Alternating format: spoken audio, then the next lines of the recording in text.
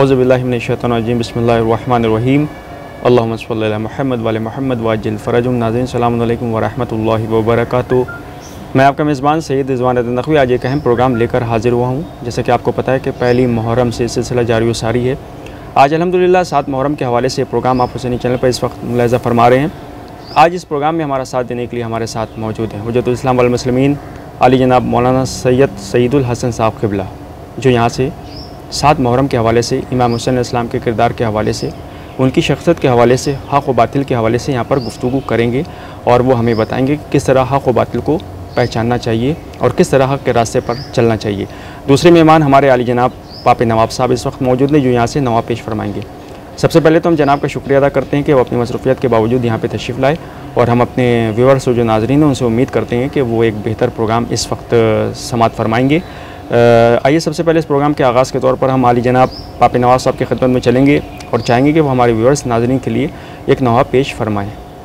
वाक़िया करता है इस तरह बयां रावी गम, प्यासे बच्चों ने कहा चूम के बीबी के कदम, ए सकीना तुम्हें हम देते हैं अम्मू की कसम, अब न पानी जो मयसर हुआ मर जाएंगे हम, भर के दरिया से जरा मश्के शहानी ले आए, अपने अम्मू से कहो थोड़ा सा पानी ले आए। सुन के प्यासों के सुखन रोने लगे सरवरदी, आए इतने में सकीना सुए अब्बा से जरी, अर्ज की ऐ हरमे सैयद वाला के अमी, पानी ले आइए मिल जाए जो थोड़ा सा कहीं, प्यास वैसी कि सभी जहाँ से गुजर जाएंगे, अब न पानी जो मिला इनको तो मर जाएंगे।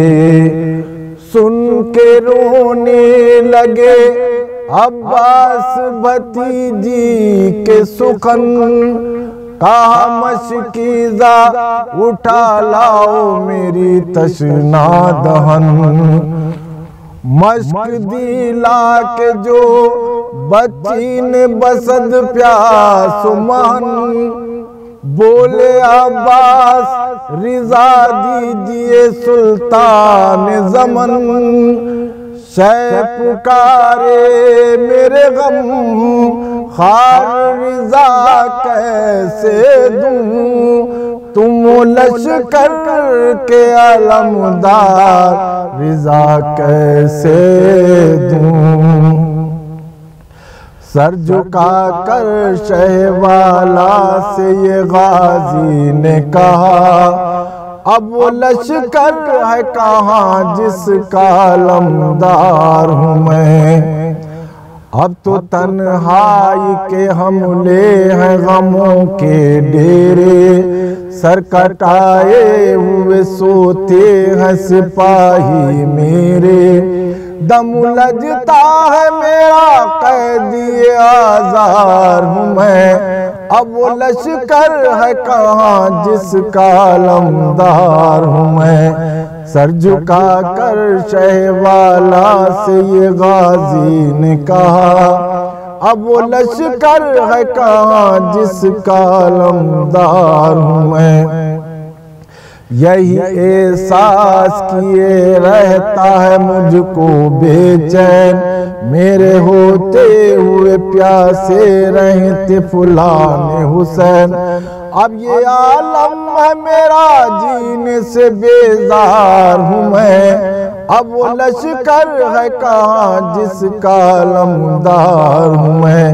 सर झुका कर शहवाला से ये गाजी ने कहा, अब वो लश्कर है कहाँ जिसका अलमदार हूँ मैं। है मेरे मालिक मुख्तार शहंशाह उमम, दो मुझे इज़्न तुम्हें प्यासी सकीना की कसम। डर की समत रवा होने को तैयार हूँ मैं। अब वो लश्कर है कहाँ जिसका अलमदार हूँ मैं। सर झुका कर शहवाला से ये गाजी ने कहा, अब वो लश्कर है कहाँ जिसका अलमदार हूँ मैं। जो तमन्ना है मेरे दिल में उजागर कर दूं, जिंदगी आपके बच्चों पर निछावर कर दूं। रोज अव्वल से खुदाए शह अबरार हूँ मैं। अब वो लश्कर है कहाँ जिसका अलमदार हूँ मैं। खून रोने लगे उस वक्त शह नेक हिजाल, जिस घड़ी शेर दिलावर ने ये फरमाया बिलाल, आप पर जान फिदा करने का हकदार हूँ मैं। अब वो लश्कर है कहाँ जिसका अलमदार हूँ मैं। खून रोने लगे उस वक्त शह नेक हिजाल, जिस घड़ी शेर दिलावर ने ये फरमाया बिलाल, आप पर जान फिदा करने का हकदार हूँ मैं। अब वो लश्कर है कहाँ जिसका अलमदार हूँ मैं। सर झुका कर शहवाला से ये गाजी ने कहा, अब वो लश्कर है कहाँ जिसका अलमदार हूँ मैं। तो ये तो अली जनाब पापी नवाब साहब यहाँ से नवा पेश फरमा रहे थे। अब हम हुज्जतुल इस्लाम वल मुस्लिमीन अली जनाब मौलाना सैयदुल हसन साहब क़िबला की खिदमत में चलेंगे और उनसे जो मेरा आज का सवाल है, माह अज़ा का सिलसिला है और जगह जगह पर मजालिस का सिलसिला है, मातम का सिलसिला है। इमाम हुसैन अलैहिस्सलाम का असल मकसद क्या था, इस हवाले से आप बताइए कि क्यों उन्होंने ये क़ुरबानी पेश की। औज़ु बिल्लाहि मिनश शैतानिर रजीम, बिस्मिल्लाहिर रहमानिर रहीम, व सल्लल्लाहु अला मुहम्मदिन व आलिहि ताहिरीन। इमाम हुसैन अलैहिस्सलाम के क़याम का जो बुनियादी मकसद है वो हक़ पर चलना और बातिल से रोकना था। अच्छा, इसीलिए आपने ख़ुद इरशाद फरमाया, अला तरौना अन्नल हक़्क़ ला युअमलु बिही व अन्नल बातिला ला युतनाहा अन्हु। आप समाज को खिताब कर रहे हैं, उस ज़माने के समाज को, यानी पूरे समाज की एक ज़िम्मेदारी होती है कि जब वो देखे खराबियाँ तो वो उसके मुकाबिल में आए। अच्छा। और अगर समाज खामोश रहता है तब ज़ालिमीन को गुल खिलाने का मौका मिलता है। अच्छा। आज दुनिया में जो बातिल ताकतें हैं, अगर देखा जाए तो उनको परवान चढ़ाने में खुद खामोश समाज का बहुत बड़ा किरदार है। हाँ, क्योंकि हक़ के लिए वो बोलते ही नहीं, वो बोलते नहीं हैं। हाँ। इसीलिए देखिए इमाम हुसैन अलैहिस्सलाम ने अपने ज़माने के समाज को खिताब किया। अच्छा। और उनसे कह रहे हैं, अला तरौना अन्नल हक़्क़ ला युअमलु बिही, क्या तुम नहीं देखते हो कि हक़ पर अमल नहीं किया जा रहा है। व अन्नल बातिला ला युतनाहा अन्हु, और क्या तुम नहीं देख रहे हो कि बातिल से मना नहीं किया जा रहा है। हाँ हाँ। यानी इमाम हुसैन अलैहिस्सलाम सिर्फ अपनी ही जिम्मेदारी नहीं बता रहे हैं। अच्छा, अच्छा। बल्कि पूरे समाज की जिम्मेदारी बता रहे हैं। अच्छा। कि एक इमाम की भी और एक बुज़ुर्ग समाज की भी जिम्मेदारी है कि वो हक़ के लिए लोगों को, हक़ के तरफदारी के लिए लोगों को आमादा करे। अच्छा। और बातिल से रोके। लेकिन ये सिर्फ इमाम की या बुज़ुर्ग की ही जिम्मेदारी नहीं है, बल्कि पूरे समाज की जिम्मेदारी है। यानी कि समाज के हर फर्द की जिम्मेदारी है कि वो हक़ का साथ दे और बातिल की क्या करे, मुखालफत करे। वरना अगर ऐसा नहीं करेगा तो जो जालिम ताकतें हैं वो समाज पर क्या होती चली जाएंगी, छाती चली जाएंगी, और उसके नतीजे में बशरियत पे नाइंसाफ़ी होगी, जुल्म होगा, कत्ल आम होगा और हक़ नहीं दिया जाएगा। इसीलिए इमाम हुसैन अलैहिस्सलाम के क़याम का असल मकसद जो है वो हक़ था, और ये कि आप हक़ के साथ थे और यजीद जैसे बातिल की मुखालफत की आपने। तो ये गोया जंग करबला की दर हकीकत हक और बातिल की जंग है। आपने बहुत अच्छी जानिब तवज्जो मबज़ूल कराई कि जो समाज का आपने जिक्र किया, तो अक्सर ऐसा भी देखा गया है कि समाज के कुछ लोग ऐसे होते हैं कि जो अच्छाई की तरफ भी वो शामिल रहते हैं, वो बुराई की तरफ भी रहते हैं, यानी कि वो हक का भी साथ देते हैं और कहने को वो बातिल की तरफ भी साथ देते हैं। तो इन्हीं सब बातों की वजह से प्रॉब्लम ज़्यादा क्रिएट होती हैं, क्योंकि आपको या तो हक का साथ देना है या आप जो है बातिल की तरफ आ जाइए। तो हकीकत ये है कि जो हक का साथ नहीं देता और बज़ाहिर ये भी शो करता है कि वो बातिल का साथ नहीं देता, जबकि वो हक का साथ ना दे करके बातिल को सपोर्ट कर रहा है, बातिल का ही सपोर्ट कर रहा होता है जी। अब जिम्मेदारी यही है। इमाम हुसैन अलैहिस्सलाम के असल जो क़याम था उसका मकसद यही था कि वो हक की तरफदारी करें लोग और बातिल से का मुकाबला करें। आज भी इमाम हुसैन अलैहिस्सलाम का पैगाम ज़िंदा है और हमें हक़ की तरफ दावत दे रहा है और हमें बातिल ताकतों से और ये कि जो समाज पर जुल्म कर रहे हैं, जो लोगों के साथ नाइंसाफ़ी कर रहे हैं, जो लोगों को बांट रहे हैं, जो नाबराबरी कायम कर रहे हैं, जो लोगों के ऊपर सितम ढा रहे हैं, जो उनके हक़ को पामाल कर रहे हैं, तो हमें चाहिए कि हम उनके ख़िलाफ़ आवाज़ उठाएँ ताकि समाज पर हक़ कायम रहे। और याद रखिए, अगर हक़ कायम रहेगा तो इससे सबको फ़ायदा पहुँचेगा, लेकिन अगर हक़ कायम नहीं रहेगा तो फिर इससे सबका नुकसान है। क्योंकि जब बातिल छा जाता है तो बातिल, हत्ता कि जो बातिल का साथ देते हैं, बाद में उनको भी क्या करना पड़ता है, नुकसान उठाना पड़ता है। ये नहीं सोचें कि हम अगर आज बातिल का साथ दे रहे हैं तो हम बच जाएंगे, नहीं, वो बचते नहीं हैं। आप पूरी तारीख़ बशरियत उठा करके देख लीजिए कि जिन्होंने बातिल का साथ दिया, बाद में जिनका उन्होंने साथ दिया, उन्हीं के ज़रिए से उनको और उनकी नस्ल को और उनकी औलाद को ख़त्म कर दिया गया। क्योंकि बुराई जो है वो बहरहाल बुराई है, ये वक्ती तौर पर तो इंसान को फ़ायदा दे देती है, लेकिन अगर आप ओवरऑल देखिएगा और कुल्ली तौर से देखिएगा तो आखिर में नुकसान जो है वो सबका होता है। और जो हक़ का साथ नहीं देते हैं और बज़ाहिर बातिल की तरफदारी करते हैं, वो वक्ती फ़ायदा तो हो सकता है कि हासिल कर लें, लेकिन आप जब देखेंगे कुछ दिनों के बाद तो आपको पता चलेगा कि नहीं, सबका नुकसान हुआ है और पूरी सोसाइटी का नुकसान हुआ है। और हकीकत ये है कि अगर हक़ का बोलबाला हो तो इससे सबको फ़ायदा होगा। बेशक, बिल्कुल, बहुत अच्छी बात की। अभी आपने हक़ का जिक्र किया है, तो बहुत से हमारे नौजवान हैं कि हक़ को हम कैसे समझें, कैसे पहचानें और किस तरह हम समझ सकते हैं कि हक़ क्या है। ये बहुत ही अहम सवाल है कि हक़ किसे कहते हैं या हक़ क्या है। देखिए, हक़ कहते हैं कि जो चीज़ सिबात रखती हो, अच्छा, साबित हो, साबित, उसे हक़ कहते हैं। अच्छा, जी। और जो चीज़ सिबात ना रखती हो वो बातिल है। अच्छा, वो बातिल है। अब सिबात किसे हासिल है, तो आप देखें कि जो ज़ात हक़ है, यानी जो परवरदिगार की ज़ात है, बेशक वो आप उसको किसी भी नाम से याद कीजिए, आप अल्लाह कह लीजिए, ईश्वर कह लीजिए, गॉड कह लीजिए, वो नाम अलग अलग है लेकिन हकीकत तो एक ही है। तो कौन चीज़ है कि जिसको सिबात है, अल्लाह की ज़ात को सिबात है। बेशक वो कभी मिटने वाला नहीं है, कभी फना होने वाला नहीं है, कभी बदलने वाला नहीं है। लिहाजा जो ज़ात बासिबात है, जिसको फना नहीं है, जो हमेशा बाकी रहेगी, वो कौन है, अल्लाह की ज़ात है। अब हक़ कौन है, या कहा कि अल्लाह हक़ है और अल्लाह साबित है, इसके लिए कभी फना नहीं है। अब जो अल्लाह से वाबस्ता हो जाए, अच्छा, तो उसको भी फना नहीं है, वो भी ज़ात क्या रहेगी, बासिबात रहेगी। लिहाजा आप देखें कि जिसको उसने रसूल बना दिया, जी, बेशक उसको भी सिबात है, उसको भी सिबात। आज भी हम किसकी गवाही दे रहे हैं, पैगंबर की रिसालत की गवाही दे रहे हैं, बेशक, क्योंकि अल्लाह का रसूल है, लिहाजा अल्लाह साबित है, लिहाजा जो उसका रसूल है वो भी क्या है, साबित है। इमाम किसने बनाया, अल्लाह ने बनाया, लिहाजा अल्लाह साबित है, लिहाजा इमाम भी क्या है, साबित है। लिहाजा आज भी इमाम जिंदा हैं और मौजूद हैं और पूरी दुनिया को क्या करेंगे, अदल और इंसाफ से भर देंगे। तो जो भी कुरान कलाम खुदा है, क्योंकि कलाम खुदा है, लिहाजा इसको क्या है, सिबात हासिल है। जो उसका पैगाम है वो उसको सिबात हासिल है।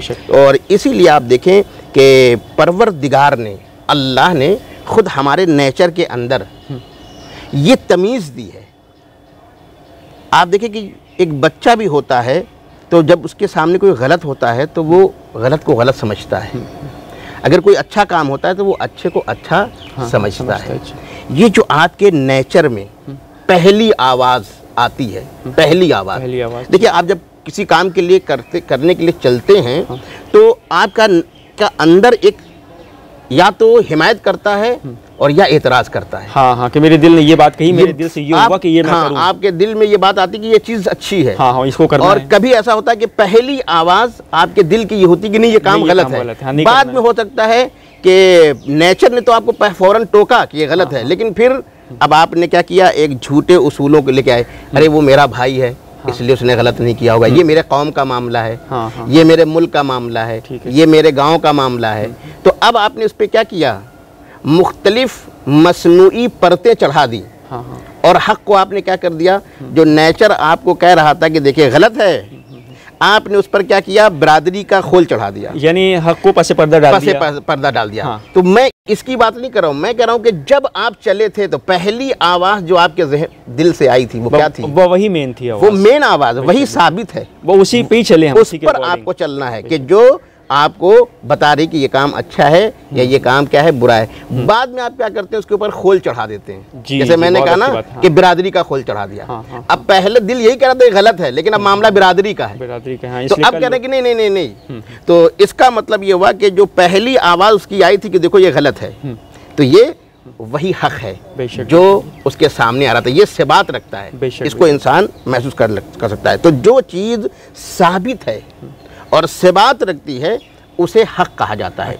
और जो उसको सिबात नहीं है, जो फना हो जाने वाली है, जो मिट जाने वाली है, उसको हम क्या कहते हैं कि ये क्या है, बातिल है। और जाहिर सी बात है कि बातिल का ताल्लुक़ अल्लाह से नहीं होता, अल्लाह के पैगाम से नहीं होता, अल्लाह की तालीमात से नहीं होता है, तो इसलिए उसको बातिल कहा जाता है। कुरान मजीद ने हक़ और बातिल की बहुत अच्छी मिसाल दी है। अच्छा जी, उसने कहा कि हक़ और बातिल की जो तशबीह दी है, तो हक़ को उसने पानी से तशबीह दिया है। अच्छा, हक़ को पानी से, पानी आप देखिए, पानी एक वाक़इयत है, एक हकीकत है।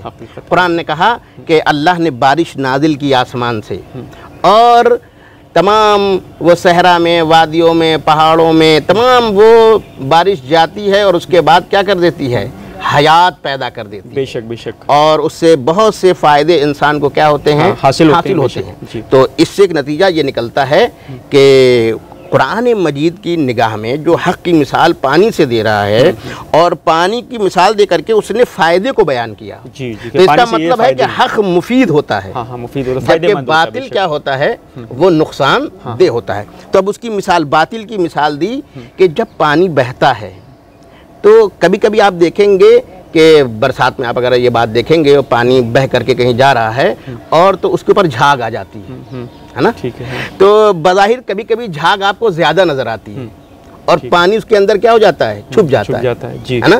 तो झाग की तो कोई हकीकत नहीं है, नहीं कोई हकीकत तो किसकी है, पानी की है। लेकिन थोड़ी देर के लिए इंसान धोखा खा जाता है। बहुत प्यारी मिसाल दी है कुरान मजीद ने, और मौला अली ने इसकी वजाहत की है। जी जी जी। बातिल कभी हो सकता है कि बातिल आपको बहुत जोर और शोर के साथ आता हुआ दिखाई दे, कभी आपको ऐसा भी हो कि मसलन बातिल बिल्कुल छा गया समाज के ऊपर। एक ज़माने में हिटलर क्या था, वो पूरी सोसाइटी पे छा गया था, मगर जितनी जल्दी आया उतनी जल्दी क्या हो गया, खत्म भी हो गया। तो ये एक झाग है, बातिल क्या है, झाग है। हो सकता है थोड़ी देर के लिए शोर शराबा करे, थोड़ी देर के लिए क्या है, वो अपनी ताकत को दिखा ले जाए, लेकिन धोखा दे जाए। और मुमकिन है कि लोग ये सोचें कि बस वो छाता चला गया है, और बहुत से लोग हो सकते हैं क्या हो जाएं, मायूस हो जाएं। लेकिन याद रखना, ये बातिल ताकतें ये ज़्यादा दिन टिकती नहीं है। इनकी मिसाल जो है, बातिल की मिसाल जो है कुरान की निगाह में, और मौला अली ने जिसकी वजाहत की कि ये झाग है, ये झाग थोड़ी देर तक तो रहता है और आपको ज्यादा दिखाई भी देता है। कभी हो सकता है कि पानी छुप जाए, लेकिन असली पानी है, बेशक झाग आपको नजर आ रहा है। कहा कि बातिल झाग है, ये थोड़ी देर रहेगा, उसके बाद खत्म हो जाएगा, लेकिन फिर नजर क्या आएगा, पानी। क्योंकि पानी क्या था, हक था। बेशक, पानी बेशक, बेशक। साबित है, देखा आपने, यानी झाग चला गया हाँ, और पानी पानी क्या है, बाकी रह गया, बेशक। क्योंकि वो हक है, क्योंकि वो क्या है, साबित है। साबित। और झाग का कोई अपना वजूद नहीं था, ये पानी की हलचल की वजह से और इधर उधर के कचरे और गंदगियों की वजह से पानी के साथ क्या हो गए थे, झाग आ गए थे, शामिल बेशक। हो गए हाँ, थे। हाँ, बेशक। तो इससे एक नतीजा और भी निकलता है जी। कि वो ये भी होता है कि दर हकीकत बातिल का अपना कोई वजूद नहीं है। अच्छा। और अब बातिल भी जब काम करता है तो हो सकता है कि वो हक का मास्क पहन ले। हाँ। जैसे झाग पानी के ऊपर चढ़ जाता है, हाँ, वक्ती तौर तो पे वो कर पानी तो सकता है हक है, हाँ, बेशक। झाग की कोई हकीकत नहीं। नहीं, तो वो तो शामिल हो गया, शामिल हो गया और थोड़ी देर रहा और उसके बाद खत्म हो गया। जब झाग खत्म हुआ तो लोगों ने समझा कि नहीं, हकीकत तो पानी की है। तो ऐसे ही बातिल आपको थोड़ी देर तक वो शोर शराबे के साथ और अपने तमाम कहा जाए कि प्रोपेगंडे के साथ मौजूद दिखाई दे सकता है, और मुमकिन है कि लोग ये सोचें कि अब तो इसके बाद कुछ नहीं होने वाला है। हाँ, हाँ। लेकिन जैसे झाग थोड़ी देर में ख़त्म हो जाता है बहुत सी और तरह। पानी रह जाता है, ऐसे ही बातिल ताकतें भी ख़त्म हो जाती हैं। यजीद ख़त्म हो गया, लेकिन हुसैन आज भी क्या हैं, हाँ, बाकी जिंदा हैं और हैं जिंदा और वहाँ बाकी हमेशा रहेंगे, हैं। और बेशक। सिर्फ जिंदा ही नहीं हैं, बल्कि वो दूसरों को क्या कर रहे हैं, हाँ, बेशक। जिंदा कर रहे हैं। बेशक, आप देखिए कि इमाम हुसैन अलैहिस्सलाम क्योंकि एक हक़ हैं और एक हकीकत हैं और एक वाक़इयत हैं, और उन्होंने जो कुर्बानी दी उसका नतीजा क्या है। आप हमारे मुल्क के गांधी जी ने इतने बड़े मुल्क को आज़ाद कराया, तो किससे उन्होंने तालीम हासिल की, किससे उन्होंने दर्स लिया, इमाम हुसैन अलैहिस्सलाम से। आप देखिए नेल्सन मंडेला ने, इन सब ने एतराफ़ किया है। जी, जी, जी। नेल्सन मंडेला ने यानी जनूबी अफ्रीका में, साउथ अफ्रीका में जो कालों के हक़ के लिए लड़ाई लड़ी और बाद में उन्होंने वहाँ से एक नस्ल परस्त हुकूमत का खात्मा किया। तो आप देखें उन्होंने इतना बड़ा कारनामा कैसे अंजाम दिया, वो भी इमाम हुसैन अलैहिस्सलाम की से दर्स लिया। करबला से क्या किया, दर्स लिया। इमाम खुमैनी ने इतना बड़ा इनकलाब कामयाब किया, इतने बड़े इनकलाब लाए दुनिया में। आप उनसे पूछे कि आपने ये बड़ा इनकलाब कैसे काम किया, जी, जी। तो वो भी कहते हैं कि हम जो कुछ भी रखते हैं ये इमाम हुसैन अलैहिस्सलाम का सदका है। तो हक खुद भी बाकी रहता है, और जो भी हमेशा आईना दिखाता है, हमेशा आईना दिखाता है, और बशरियत के लिए जो है वो ज़िंदगी का, कमाल का और कामयाबी का रास्ता हमवार करता रहता है। और बातिल जो है वो जैसा आता है वैसे ही चला जाता है। इसीलिए आप देखिए कि इमाम हुसैन अलैहिस्सलाम हक़ हैं, लिहाजा उनकी नस्ल का नुमाइंदा आज भी क्या है, हाँ, जिंदा है। और आज देखें यहाँ पूरी दुनिया में जुल्म जोर क्या है, बढ़ता जा रहा है। पैगंबर की पेशीन गोई है, और हम शियों का अक़ीदा है कि एक दिन हुसैन की नस्ल से, बेशक, इमाम हुसैन की नस्ल से एक इमाम आएगा, हाँ, हाँ। जो इस जुल्म और झौर से भरी हुई दुनिया को क्या करेगा, अदल इंसाफ से भर देगा। और जब वो आएगा तो नारा क्या होगा, कुरान की एक आयत है, कुरान की आयत यही है, जा अल हक़ व ज़हक़ल बातिल इन्नल बातिला काना ज़हूक़ा। हक़ आया और बातिल गया, और बातिल जाने ही वाला है, क्योंकि बातिल कोई सिबात नहीं रखता। हाँ, इसलिए वो जाएगा। बातिल में कोई पायदारी नहीं है। इसीलिए ये कुरान ने एक हकीकत की तरफ इशारा किया है कि हक रहता है और बातिल चला जाता है, और बातिल की किस्मत में ही क्या है, जाना है। जो भी बातिल है, कहीं का भी बातिल है, वो ये ना सोचे कि वो रहेगा, बल्कि उसका मुकद्दर क्या है, जाना है। जो रहेगा वो हक है। इसीलिए जब वो इमाम महदी आएंगे और पूरी दुनिया में अदल इंसाफ की हुकूमत कायम करेंगे और तमाम दुनिया के लोगों को जुल्म से बचाएंगे, इंसाफ दिलाएंगे, और हर जगह अमन व अमान कायम करेंगे, और बशरियत को कमाल की तरफ ले जाएंगे। हर रंग वालों को, हर नस्ल वालों को, हर ज़मीन वालों को, हर सरहद वालों को, वो आएंगे तो सरहद भी मिटा देंगे। जी, जी, जी। ये जितने भी लोगों ने बंटवारे की दीवारें खड़ी की हैं, वो चाहे नस्ल की हो, चाहे ज़बान की हो, चाहे ज़मीन की हो, या कोई भी हो, ये जितनी भी सरहदें बांटने वाली हैं, इमाम महदी आके क्या करेंगे, ख़त्म कर देंगे। और यही आयत जब वो आएंगे तो यही आयत पूरी दुनिया में गूंजेगी, जा अल हक़ व ज़हक़ल बातिल, आ गया हक़ और चला गया बातिल, और बातिल को जाना ही है। तो इसीलिए इमाम हुसैन अलैहिस्सलाम और इनकी नस्ल और इनके बुज़ुर्गों का कैरेक्टर ही यही था कि ये हमेशा हक़ पर रहे, और इन्होंने हमेशा हक़ का साथ दिया, और इंशाअल्लाह दुनिया की सआदत जो है इसी घराने से वाबस्ता है। और इसीलिए इमाम हुसैन अलैहिस्सलाम को आप देखें, दुनिया की हर कौम, हाँ, मानती हर है, उनको नस्ल याद के करती लोग, बेशक। हर ज़बान के लोग मानते हैं और धीरे धीरे वो दायरा बढ़ता जा रहा है। जी, जी, कि पूरी दुनिया अब तक आप पहुंच चुका है देखें अब तो। कि इमाम हुसैन अलैहिस्सलाम का पैगाम बढ़ता जा रहा है और इंशाअल्लाह एक दिन पूरी बशरियत उनकी नस्ल की तरफ मुतवज्जे होगी और इंशाअल्लाह ये जो दुनिया जुल्म और जौर से भरती जा रही है, एक दिन ये करबला के साए में हक़ और इंसाफ से भर जाएगी। इलाही आमीन। मैं आपकी तरफ जनाब दोबारा भी आऊँगा। 7 मुहर्रम के हवाले से जनाब कासिम बिन हसन की शहादत के हवाले से भी जिक्र करेंगे। इस वक्त एक बार फिर से हमारी जनाब पापी नवाज़ साहब की खिदमत में चलेंगे और चाहेंगे कि वो एक और नवा हमारे जो नाज़रीन उनके लिए पेश फरमाएँ। ये असीरी की हवा कैसी चली है अब्बास, आज ज़ैनब सर दरबार खड़ी है अब्बास, ये असीरी की हवा जिनके वाली भी नहीं, गोद में बच्चे भी नहीं, ये बहन साथ उन्हें लेके चली है अब्बास, ये असीरी की हवा कैसी चली है अब्बास, अब भला और गरीबुल वतनी क्या होगी, सर पर चादर नहीं और धूप कड़ी है अब्बास, ये असीरी की हवा कैसी चली है अब्बास, बुझ गए शाम गरीबां के वो शोले, लेकिन दिल ज़ैनब में अभी आग लगी है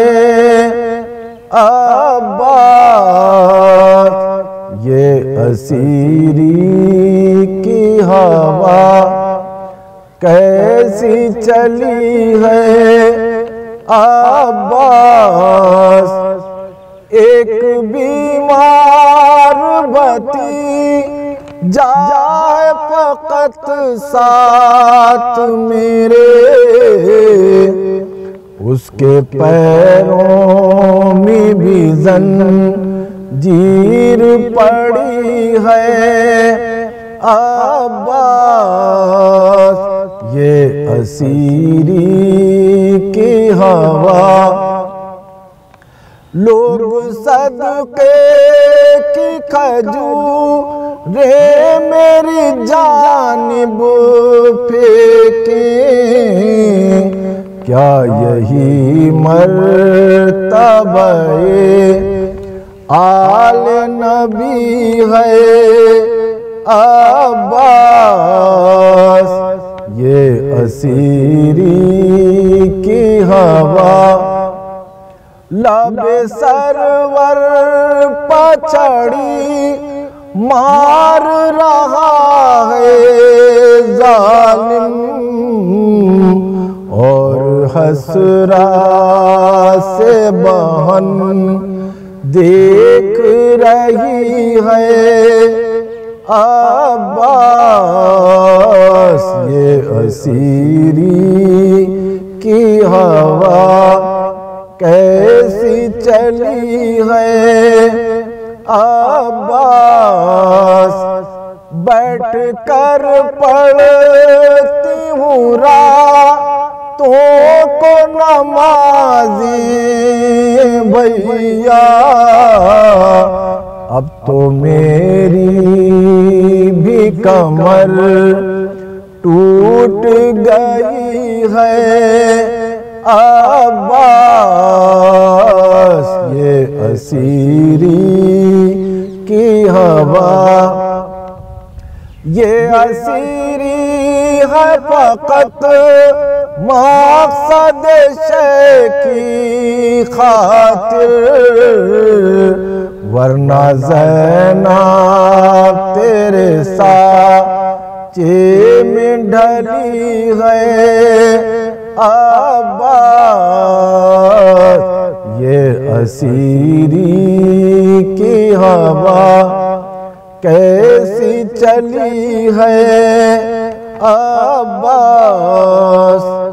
शख्सियत ज़ैनब मुज़्तर की बयां क्या हो बिलाल, कभी ज़हरा कभी सरवर तो कभी है अब्बास। ये असीरी की हवा। तो ये तो थे अली जनाब पापी नवाब साहब जो यहाँ से नवाब पेश फरमा रहे थे। अब हम एक बार फिर से हुज्जतुल इस्लाम वल मुस्लिमीन अली जनाब मौलाना सैयद सईदुल हसन साहब क़िबला की खिदमत में चलेंगे। और जो क्योंकि इस प्रोग्राम का टाइम यहीं पर ख़त्म हो रहा है, इसलिए मैं चाहूँगा जनाब से कि हक़ को किस तरह पहचाना जा सकता है, और साथ में जनाब क़ासिम अलैहिस्सलाम की शहादत के हवाले से भी आज 7 मुहर्रम है, तो इसलिए आप ज़िक्र ज़रूर फरमा दें। हक़ को पहचानने का मेयार क्या है, ये मौला अली ने बताया था। जंग जमल में जब एक तरफ जो है वो मौला अली थे और दूसरी तरफ जो हैं वो पैगंबर की ही ज़ौजा थी और पैगंबर ही के असहाब थे। तो एक इंसान आता है और वो मौला अली से अजीब सवाल कहता है, कहता है कि मैं कन्फ्यूज़न का शिकार हूँ, किसका साथ दूँ, अच्छा कौन हक़ पर है, आप हैं या मसलन सामने वाले हैं। क्योंकि हम देखते हैं कि एक तरफ दामाद रसूल है, एक तरफ जो है अहले बैत रसूल है, ख़ानदान रसूल का आदमी है, एक तरफ क्या है उनकी बीवी है, एक तरफ उनके बाद साथी हैं, इधर भी असहाबे रसूल है, उधर भी असहाबे रसूल है।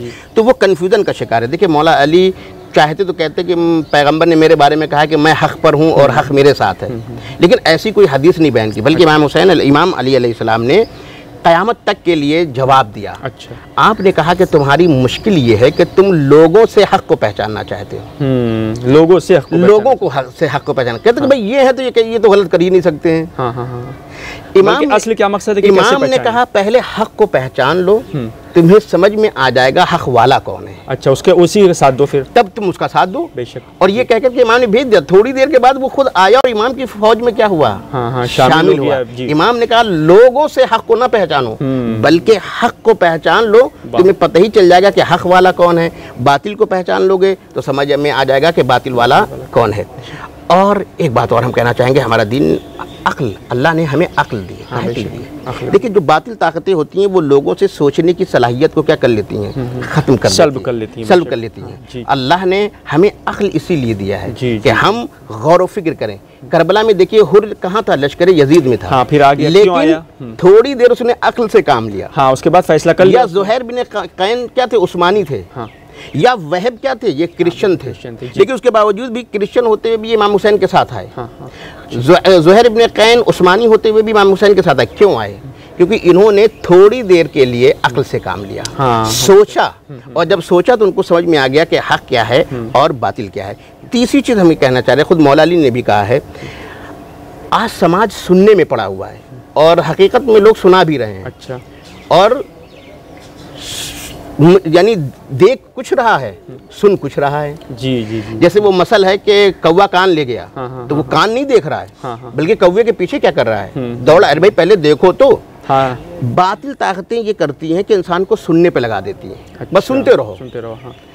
लेकिन देखो नहीं कि समाज में क्या हो रहा है ना। मौला अली के सामने यही सवाल आया कि हक़ और बातिल को कैसे पहचाने। तो आपने कहा जो सुनो उसे हक़ ना समझना, बल्कि जो तुम देख रहे हो उसे हक़ समझना। बेशक, यानी सुनना और देखना। कहा कि हक़ और बातिल में 4 अंगुश का क्या है, फासला है। जो सुनोगे उसे हक़ ना समझ लेना। जो तुम देखो, हम अपनी आंख से देख रहे हैं, हम उसको नहीं मान रहे हैं, और जो सुन रहे हैं उसको मान रहे हैं। कभी कभी समाज में होता ही नहीं है कि हम कुछ का कुछ देख रहे हैं, उसके बावजूद भी लोग सुना रहे हैं और सुन करके लोगों को क्या कर रहे हैं, बता रहे हैं।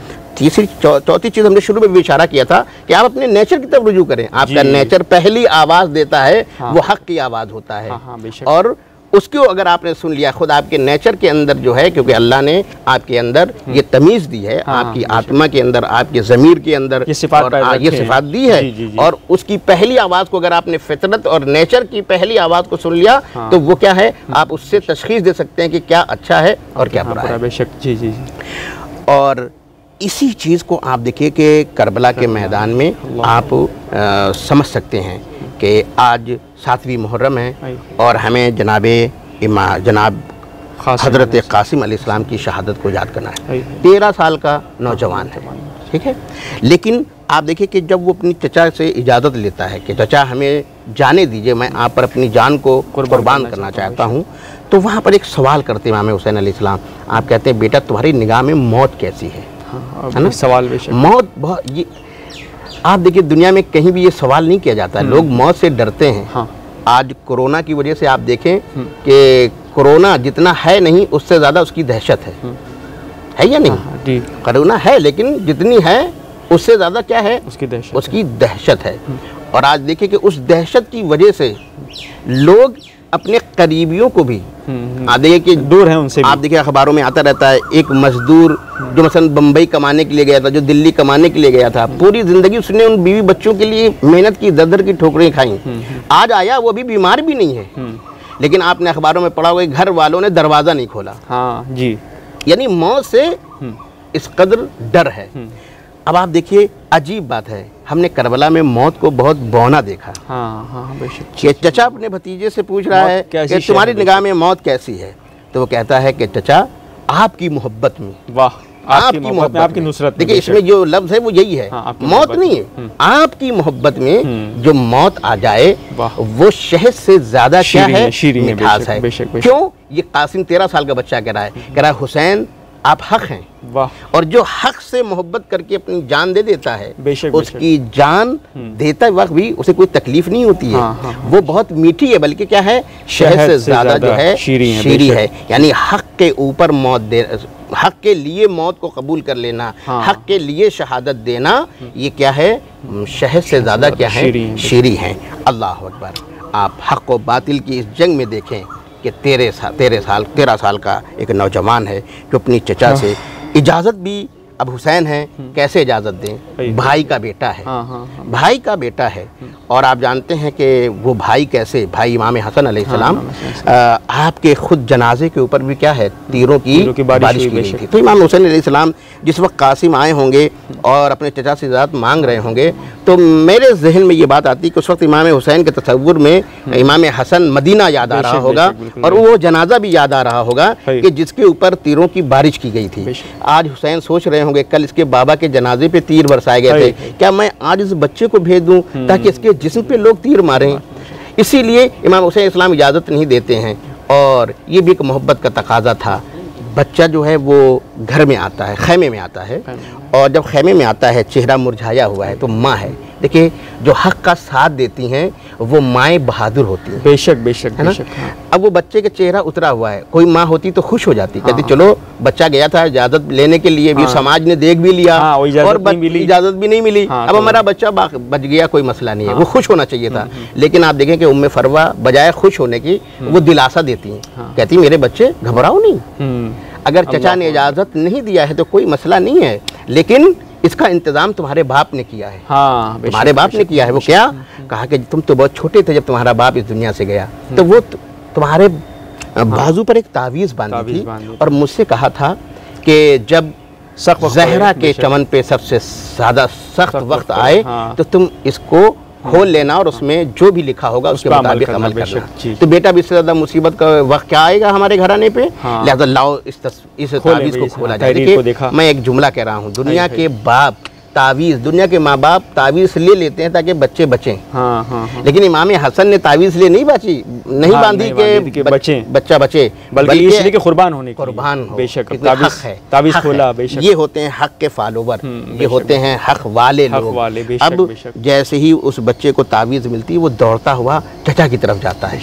जब इमाम हुसैन इस्लाम दूर से अपने भतीजे को बहुत खुश देखते हैं तो समझ जाते हैं कि ये मौत का परवाना लेकर के आ रहा है। और वो आते हैं और आने के बाद चचा के सामने जो है वो तहरीर रख देते हैं। इमाम दूर से पहचान लेते हैं मेरे भाई की तहरीर है। अब आपने पढ़ा तो क्या लिखा था मेरे लाल कासिम, जब मेरा भैया करबला में नरग़े आदा में घिरा होगा मैं नहीं हूँगा लेकिन तुम होगे, तुम मेरी तरफ से मेरे भाई पर अपनी जान निछावर कर देना। अल्लाह अकबर। इमाम हुसैन की आंखों में आंसू आ गए, फ़ौरन अपने भतीजे को लिपटा लिया। तारीख़ लिखती है इमाम हुसैन अलैहिस्सलाम ने अपने बेटे अली अकबर को भी रुखसत किया है, अपने और भाइयों को भी रुखसत किया है, अपने चहीतों को रुखसत किया है, लेकिन किसी को लिपटा के इतना नहीं रोए जितना कासिम को लिपटा करके रोए। तारीख़ में ये मिलता है। और भतीजों को भी उतनी ही मोहब्बत है, क्योंकि रिवायत के जुमले ये कि दोनों रोते रोते बेहोश होकर के गिर गए दोनों, यानी इसका मतलब है कि दोनों की मोहब्बत ऐसी है। अब आप सोचिए कि हमारे समाज में ये कहा जाता है कि जब कोई बेहोश हो तो उसको पानी छिड़का जाए, होता है या नहीं होता है? अब आप देखिए कि हुसैन की बहन ज़ैनब देख रही है ये मंजर, क्या करे, भाई भी गश खा के गिर गया, भतीजा भी गश खा के गिर गया। ज़ैनब पानी कहाँ से लाए? वहाँ तो पानी नहीं था, 3 दिन से पानी बंद था, तो पानी तो है नहीं कि वो पानी के छिड़काव करके उनको होश में लाती। तसव्वुर यही कहता है कि ज़ैनब ने आंसुओं से पानी का काम लिया। तारीख़ लिखती है कि ज़ैनब के आंसू कभी हुसैन के चेहरे पे गिरते हैं और कभी कासिम के चेहरे पे गिरते हैं। इन आंसुओं ने पानी का काम किया। दोनों गश से उठते हैं और उठने के बाद इमाम हुसैन अपने भतीजे को इजाज़त देते हैं, अपने हाथ से घोड़े पे सवार करते। 13 साल का जवान था, सही बैठ भी नहीं सकता था, इतना छोटा था वो, तो खुद ही उन्होंने उसको जो है सवार किया। उसके बाद जब चलने लगा तो मतलब कहा रुको और थोड़ा झुको। कासिम झुके। अजीब बात है, जब कासिम झुके तो इमाम हुसैन ने गिरेबान को चाक कर दिया। ये अरब में अलामत होती थी यतीमी की, कि देखो जिसका गिरेबान चाक कर दिया जाता था कि इसका बाप इस दुनिया में नहीं है। शायद हुसैन ये चाहते थे कि ये जालिम इस बच्चे को यतीम समझ ले और उस बेदर्दी से ना मारे जिस बेदर्दी से मेरे दूसरे अजीज़ और अकारीब मारे गए। मगर मैं कहूँगा इमाम हुसैन अलैहिस्सलाम से, आका आपने तो इसको यतीम सूरत बना के भेजा था ताकि ये जालिम उसको यतीम समझ के कुछ तरस खा जाएं। लेकिन अजीब बात है कि जिस बेदर्दी से कासिम शहीद हुए कोई और शहीद नहीं हुआ। क्यों? इसलिए कि जिंदा टुकड़े टुकड़ों में तकसीम हो गया। और आप जानते हैं कि जब वो घोड़े से गिरा और अपने चचा को आवाज़ दी, चचा मेरी मदद को आए, इमाम हुसैन अलैहिस्सलाम ने कभी भी, बहुत से लोगों ने पुकारा, कभी कातिल के ऊपर हमला नहीं किया। लेकिन आप देखिए कि जनाब कासिम के कातिल पर निगाह थी इमाम की, निगाह थी, इसीलिए इमाम ने सबसे पहले उसके ऊपर हमला किया। जब उसके ऊपर हमला किया तो उसने अपने कबीले के लोगों को मदद के लिए पुकारा। बस उसमें अजीब मामला हो गया कि हुसैन उसकी तरफ बढ़ रहे थे और उसके फॉलोवर्स आए घोड़े के साथ। अब बीच में एक नौजवान था जो गिरा हुआ था। घोड़े कभी इधर से उधर जाते थे, कभी उधर से उधर जाते थे, और वो घोड़ों की टाप कासिम के जिस्म पे पड़ती थी और वो कहते थे चचा मेरी मदद को आओ। अल्लाह अकबर। हुसैन कहते थे मेरे लाल बस में पहुंचने वाला हूं। लेकिन हाय अफसोस कि हुसैन उस वक्त पहुंचे जब बच्चे का जिस्म जो है घोड़ों की टापों से पामाल हो चुका था। यही वजह है कि बैठे और बैठ करके एक जुमला कहा, रोते हुए हुसैन ने एक जुमला कहा मेरे लाल कासिम तेरे चचा के ऊपर बहुत शाख और बहुत सदमा है कि तू बुलाता रहा और मैं तब पहुंचा जब तू टुकड़े टुकड़ों में तकसीम हो गया। अल्लाह अकबर। हुसैन ने इस जनाजे को समेट करके उठाया और उठाने के बाद ख़त देता हुआ जा रहा है, ख़त देता हुआ जा रहा है। और उसके बाद खैमे के करीब आए, आवाज़ दी, ए उम्मे फरवा आओ, ए ज़ैनब आओ और कासिम को ले जाओ। अल्लाह अकबर। बस बीबियों में कोहराम मच गया। बेवे हसन आती हैं और उसके बाद अपने बच्चे के जिस्म के टुकड़े टुकड़े को देखती हैं, लेकिन उसके बावजूद भी अजीब हैं इस घराने की औरतें, हक़ के साथ देने वाली औरतें, कि वही खातून जो अपने बच्चे के जनाजे को वो भी टुकड़ों की सूरत में देख रही है, वो परवरदिगार की बारगाह में शुक्र अदा कर रही है कि परवरदिगार हमारी क़ुरबानी हुसैन के राह में कबूल कर ले। और ये है करबला का वो अजीम पैगाम कि जो हक़ वाले होते हैं वो क़ुरबानियाँ दे देते हैं मगर शिकस्त नहीं खाते हैं, बल्कि वो फतह कामरानी और उनकी ज़िंदगी में सुकून और इत्मीनान होता है। वो ख़ुद तो परेशानियां झेल लेते हैं लेकिन दूसरों को परेशानियों से निजात दे देते हैं और वो पूरी दुनिया में हक़ का बोलबाला करके चले जाते हैं। बल्कि यूँ कहूँ कि वो हक़ की शमा रोशन कर देते हैं कि जो हर दौर में हुसैनी समाज ईजाद करता रहे, जो हर दौर में नासरीन हुसैन पैदा करता रहे, ताकि बातिल ताकतों का कला कमा होता रहे और हक़ के साथी हमेशा पैदा होते रहें और समाज में अदल और इंसाफ का बोलबाला हो। बहुत बहुत शुक्रिया जनाब, हमसे बात करने के लिए बहुत बहुत शुक्रिया। तो ये तो थे हुज्जतुल इस्लाम वल मुस्लिमीन आली जनाब मौलाना सैयद सईदुल हसन साहब क़िबला, जो यहाँ से 7 मुहर्रम के हवाले से इस वक्त गुफ्तगू फरमा रहे थे। हमारे दूसरे मेहमान आली जनाब पापे नवाब साहब थे, जो यहाँ से नौहे पेश फरमा रहे थे। अब अपने मेज़बान सईद रिज़वान नक़वी और हमारी हुसैनी चैनल की पूरी टीम को दिए इजाज़त। इस उम्मीद के साथ कि कल इसी वक्त 8 मुहर्रम के हवाले से एक बार फिर हम हाजिर होंगे आपके सामने एक नए आलिम दीन और एक नए नौहा खान के साथ। आप देखते रहिए हुसैनी चैनल। खुदाफ़िज़। अस्सलामु अलैकुम व रहमतुल्लाहि व बरकातुहू। फ़ी अमानिल्लाह।